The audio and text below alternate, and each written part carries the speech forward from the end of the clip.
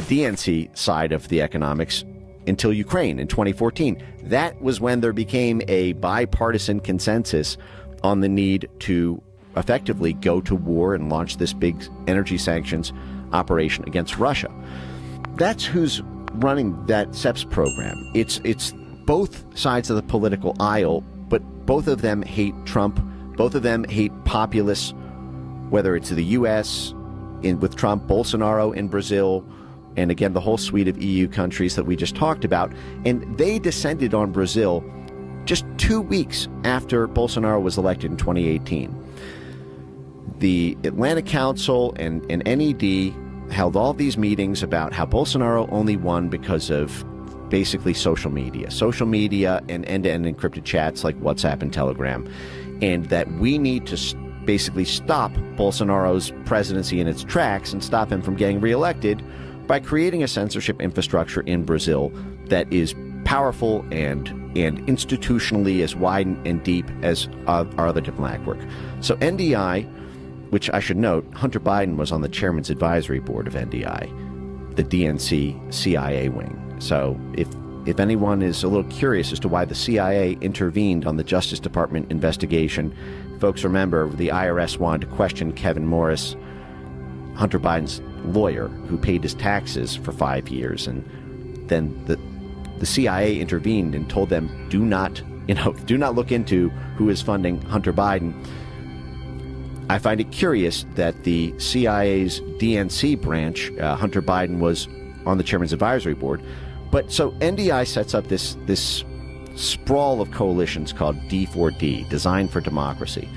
And Design for Democracy, in tandem with this CEPS program, goes on to work with the censorship court, de Moraes, the censorship Voldemort on their TSE court. It's basically the election management and censorship body of their Supreme Court. This is the guy who has gone to war with Elon Musk.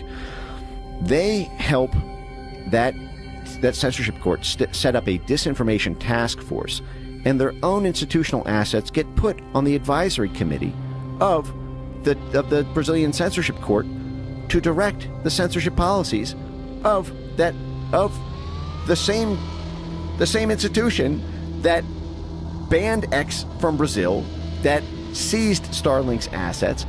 They worked with the universities, the FGV DAP, and other very significant Brazilian universities.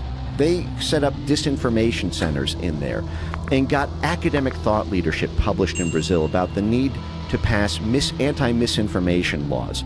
Their own NDI fellows and operatives were publicly testifying to the Brazilian parliament on the need to pass these laws. They were publicly speaking to the prosecutors association groups in Brazil, telling them they need to prosecute misinformation on this.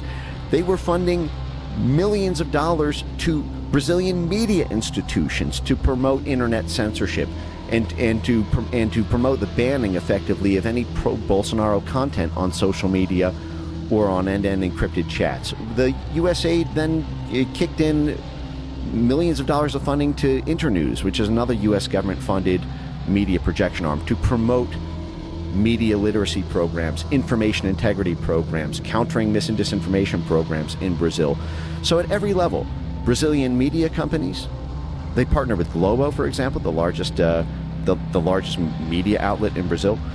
The media institutions, the universities and thought leaders, the politicians, the judges, it was full spectrum. It was the same thing that we do when we try to regime change a country.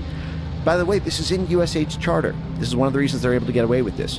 In USAID's charter, it allows USAID to capacity build assets to do so-called judiciary reform, which means influencing the laws and the structure of the judges, and to be able to have our foreign aid money get laws passed or get structural changes made to the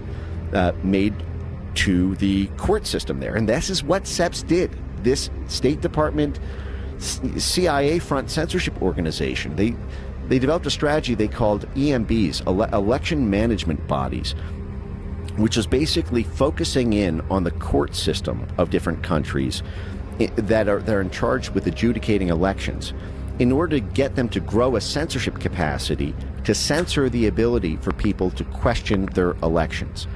And they had all these stakeholder meetings. Some of them are really funny. Some of them, they said, well, some of our EMB partners didn't want to actually, didn't think they could pull this off. They couldn't convince the other political stakeholders in their country to grow this censorship capacity. And they advised them about how they could cleverly use rhetoric to disguise the programs. Don't call it a counter-disinformation program if you think that'll ruffle too many feathers. Instead, simply call it strategic communications. And because every government agency has some sort of public affairs branch, some sort of communications capacity. Simply say that this is for monitoring and engaging in strategic communications, and then you can mass flag the accounts of the U.S. State Department's political opponents they want to stop from winning the election. Jeez.